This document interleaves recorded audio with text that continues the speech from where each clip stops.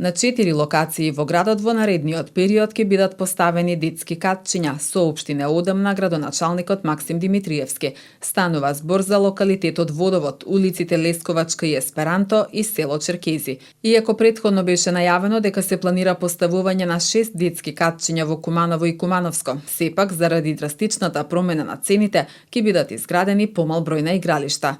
Беа предвидени како бројка 6, но не беа предвидени доволно средства и со самата предмер пресметка, бидејќи со промена на цените драстично во последните 2 години се промени и основната калкулација во делот на инвестициите. Тоа што пред 2 години се купуваше со 100 денари, денеска се купува со 150 и 200 денари и тие трендови се следат и во градежништвото, иако последните неколку месеци барем тој сегмент трпи одредени корекции на цените, но сепак имавме предвидено како број, но немавме предвидено во основниот буџет доволно средства.